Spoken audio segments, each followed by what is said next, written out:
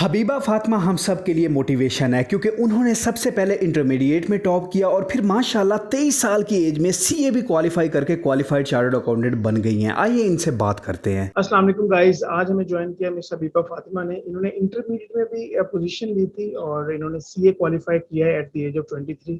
तो आज हम इनसे डिस्कस करेंगे इनकी स्ट्रेटजी क्या थी। फर्स्ट ऑफ ऑल तो हम इनको कॉन्ग्रेचुलेशन करते हैं अपनी टीम की तरफ से, आप सबकी तरफ से। मिस अस्सलाम वालेकुम, thank you so much for joining us. वालेकुम अस्सलाम। खैरियत से हैं आप? ठीक है। अल्हम्दुलिल्लाह। सबसे शुक्र पहले अल्लाह का।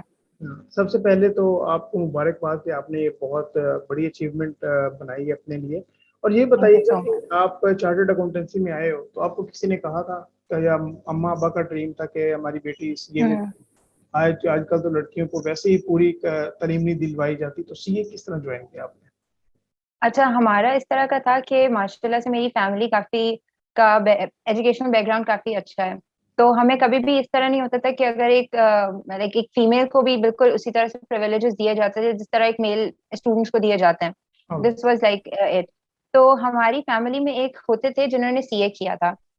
उनकी माशाल्लाह से अलग ही एक किस्म की रेपुटेशन होती थी, अलग ही रिस्पेक्ट होती थी। तो हम बहुत ज्यादा खुश होते थे एक्चुअली इन्हें देख के। ठीक तो है। फिर हमें भी सुनने में आता गया कि एक सीए चीज होती है, इन्होंने ये किया है, हमें भी करना चाहिए। फिर पता चला नहीं नहीं, ये अभी जैसे एसीसी हम कर सकते हैं मेट्रिक के बाद, लेकिन हम ये अभी नहीं कर सकते, इंटर के बाद कर सकते हैं। हमने वेट किया कि ठीक है अभी हम इंटर पहले करते हैं। आफ्टर इंटर फिर हम फॉरेन से जितने इंस्टीट्यूट्स हैं उनकी तरफ गए, उनसे इंफॉर्मेशन ली। एक्चुअली इस तरह से हमने सीए का सुना था और इस तरह से सीए का हमने सोचा कि कर लेना चाहिए। अच्छा, मुझे ये बताइएगा कि इंटरमीडिएट में भी आपने पोजीशन ली थी और आपका इंटरमीडिएट में बैकग्राउंड क्या था? चलिए, ये तो आपका बिल्कुल। अपना ये डिसीजन था सीए में आना, मुझे ये एक्चुअली बताइए। बिल्कुल, ये मेरा अपना डिसीजन था सीए में आना इंटर से ही। इसीलिए हमने मतलब मैंने कोशिश की थी कि मैं कॉमर्स बैकग्राउंड की तरफ ही जाऊं, हाँ। क्योंकि वो ही मुझे फील्ड आगे हेल्प करेगी सीए के लिए। टीचर से सुना, टीचर से गाइडेंस ली, सबसे सुना, लेकिन पैशन जो था वो मेरा अपना था कि इस तरह की एक फील्ड के अंदर आना चाहिए। और उसी मेहनत में बहुत सारे टीचर्स ने हेल्प की ऑफ कोर्स, जिसकी वजह से फिर पोजीशन मेरी बन गई थी इंटर में भी अल्हम्दुलिल्लाह। एंड लाइकवाइज फिर मैं सीए के अंदर मैंने पार्ट ले लिया था। और सीए में पहले दो लेवल्स के एक्चुअली मैं आपसे ना स्ट्रेटजी पूछना चाहूंगा कि आपकी प्लानिंग क्या थी, हम्म। आपकी डेली की रूटीन क्या थी, बिल्कुल। क्योंकि हम आर्टिकल्स को डिस्कस करेंगे क्योंकि फीमेल्स के लिए हम्म। आर्टिकल्स का पीरियड काफी डिफिकल्ट होता है और आपके ऑर्गेनाइजेशन के बारे में हम्म। जरूर करेंगे। बिल्कुल। अच्छा, मैंने एएफसी जब स्टार्ट किया था तो एएफसी के लिए ये था कि हमें इंस्टीट्यूट ने ही काफी ज्यादा हेल्प कर दी थी, क्योंकि वो बिल्कुल एक फ्रेश बच्चा आया होता है, इतना हमें खुद भी आइडिया नहीं होता प्रोफेशन एग्जैक्टली होता क्या है, इसके अंदर कितने सब्जेक्ट्स हैं कितने नहीं। तो हमारे जितने टीचर्स होते थे उस लेवल के ऊपर उन्होंने काफी समझाया, काफी चीजों में गाइड किया। और सोलली अगर मैं एएफसी की बात करूं आपसे, तो वो सोलली हमें हमारे टीचर्स ने कराया था। Of okay. Course self study का पार्ट हमारा अपना होता है, वो आप लास्ट डे को बैठ के कर रहे होते हो, मगर जो गाइडेंस होती है कि एक पाथ के ऊपर चलना किस तरह है, आगे क्या क्या चीजें आने वाली हैं, कैफ क्या होता है, आर्टिकलशिप क्या पीरियड क्या होता है, वो सब हमें हमें एएफसी से हमारे टीचर्स ने बताना शुरू किया। एएफसी एक्चुअली बहुत ज्यादा रियल पिक्चर नहीं थी। उसके बाद जब कैफ आया तो पता चला कि नहीं, CA is something, CA is very difficult.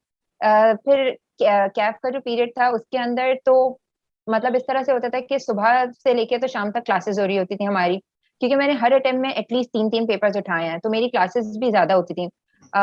हर दिन वहां जाना होता था, देन वहां पे लाइब्रेरी होती थी। मैं कंटिन्यूस कोशिश मेरी ये होती थी, जिस दिन सर ने जो चीज हमें पढ़ाई है उसी दिन अपना रजिस्टर प्रॉपरली मेंटेन करूं, अपना कोई बैकलॉग नहीं रखूं किसी भी तरह से कि चलो क्लास स्किप कर देते हैं, बाद में क्लास ले लूंगी, नहीं।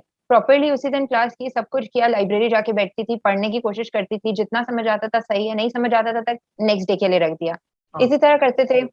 बहुत ज्यादा टीचर से हेल्प मतलब ले रहे होते थे ऑफ कोर्स के सर अब क्या करना चाहिए क्या नहीं। एंड इसी तरह फिर क्या हुआ।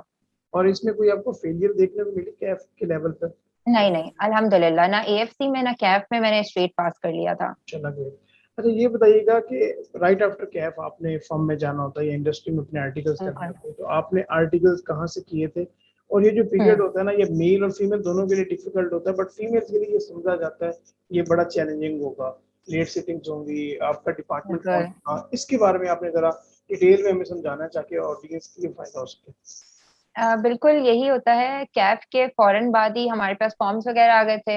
मेरा जो हमारी बिग फोर फर्म्स होती हैं उन्हीं का ही इरादा था कि उनमें से किसी एक में इंडक्शन हो जाए, क्योंकि चांसेस थोड़े ज्यादा इसलिए भी लग रहे थे क्योंकि स्टेट क्वालिफाई हुआ था। तो इतनी प्रॉब्लम नजर नहीं आ रही थी, मगर वो पीरियड काफी ज्यादा डिफिकल्ट होता है।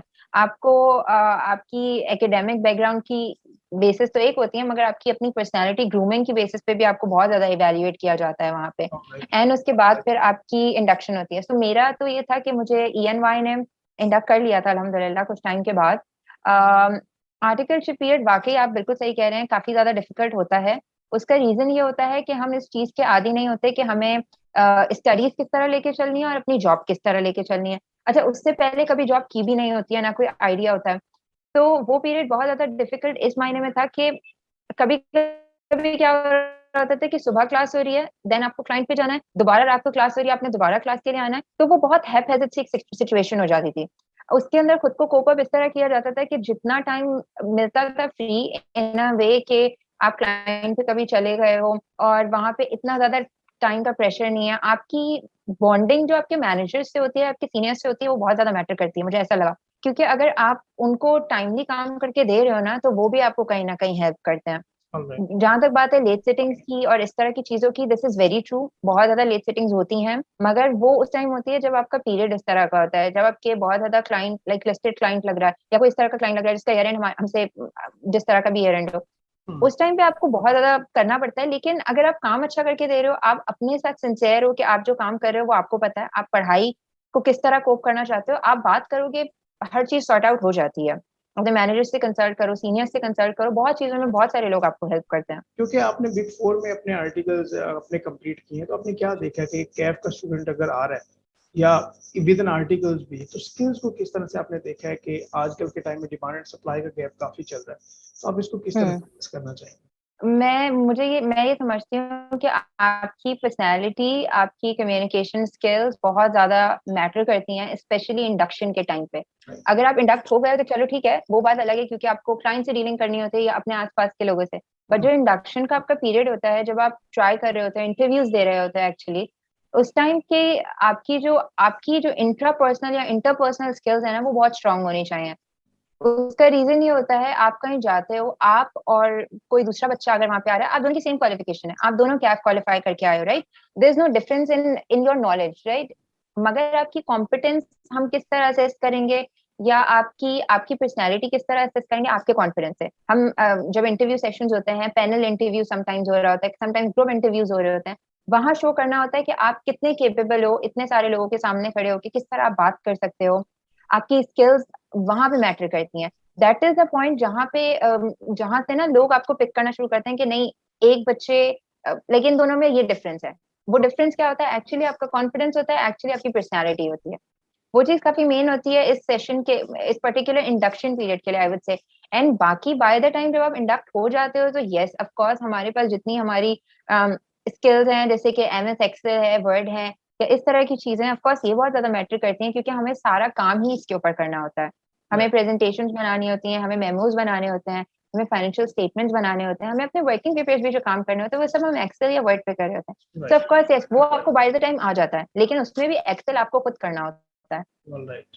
चलिए, ये तो ठीक हो गया कि आप मैनेजर से अपनी बना लें कि आप उनको टाइम पे काम करके दे रहे हो, बट यहाँ पे ये भी इम्पोर्टेंट होता है कि आपकी स्ट्रेटजी क्या है। वो भी अगर आपको हम्म टाइम दे रहे हो और आप भी मैनेज ना कर रहे हो अपनी सेल्फ स्टडी वेरी ट्रू। को, या क्लासेस को आप मैनेज नहीं कर रहे, तो फिर ये किस तरह से स्टडी आपने किस तरह से लेके चली।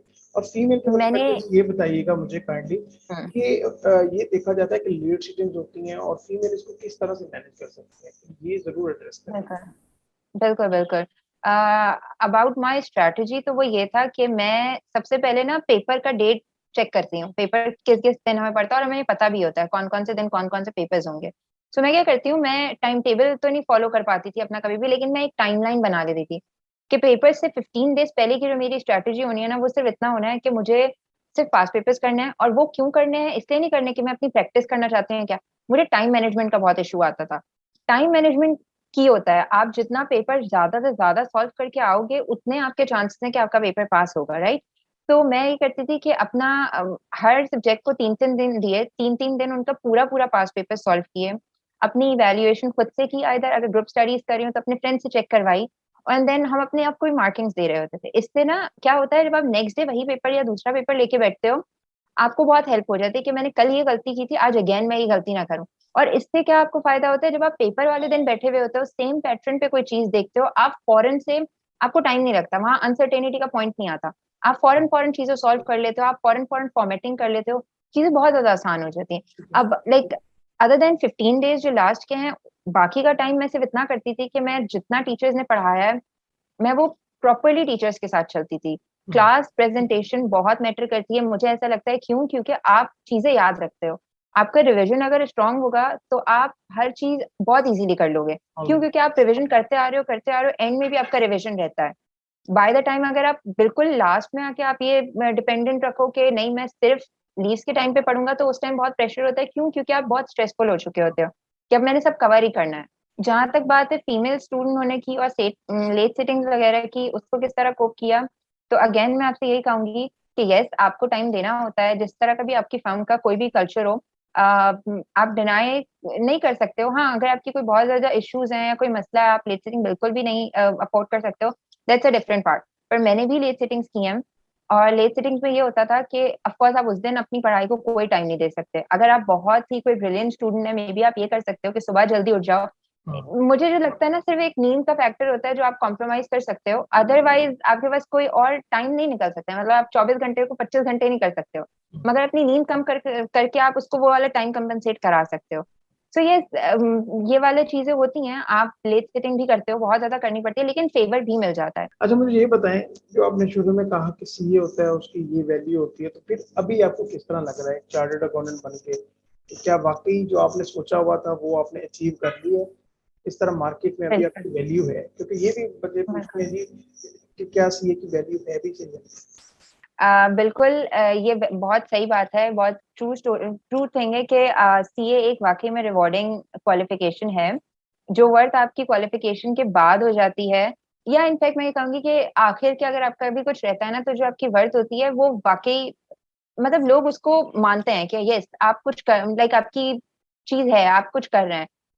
जहां तक बात है क्वालिफिकेशन के बाद के टाइम की, तो यस ऑफ कोर्स आपकी वर्थ और ज्यादा बढ़ जाती है। एंड मार्केट में जिस तरह से आपकी लाइक पता चलता है कि ये क्वालिफाई हुए हैं, ये क्वालिफाई हैं, तो ऑफ कोर्स आपकी वैल्यू बढ़ती जाती है। क्वालिफिकेशन से पहले और क्वालिफिकेशन के बाद में बहुत ज्यादा डिफरेंसेस होते हैं, but these are all true कि वाकई वो रिवॉर्ड करता है आपको। लास्ट क्वेश्चन मेरा आपके लिए ये होगा कि जो स्टूडेंट्स पास नहीं कर सके, चाहे वो किसी भी लेवल पे, तो उन लोगों के लिए आपके लिए क्या पैगाम है, वो किस तरह से अपने आप को मैनेज करें?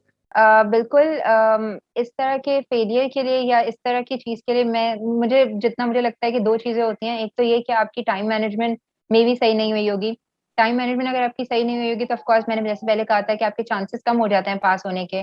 उसके ऊपर काम करना चाहिए, और उसके लिए बेस्ट स्ट्रेटेजी सिर्फ यही है कि आप पेपर से पहले कोशिश करें, जब आपकी सफिशिएंट तैयारी हो जाए, पूरी नहीं बट सफिशिएंट तैयारी हो जाए, आप पास पेपर लेके बैठे, आप उतने ही टाइम में सॉल्व करने की कोशिश करें जितना आईकैप ने टाइम आपको दिया हुआ है उस पर्टिकुलर पेपर के लिए। इससे बहुत ज्यादा हेल्प होती है, फर्स्ट थिंग। दूसरी चीज ये कि आप अपना स्कोप बहुत ज्यादा क्लियर रखें। स्पेसिफिकली सीफ्लैप या एमएससी के पेपर्स में ये होता है कि हमारे पास ओपन बुक स्ट्रैटेजी है, राइट?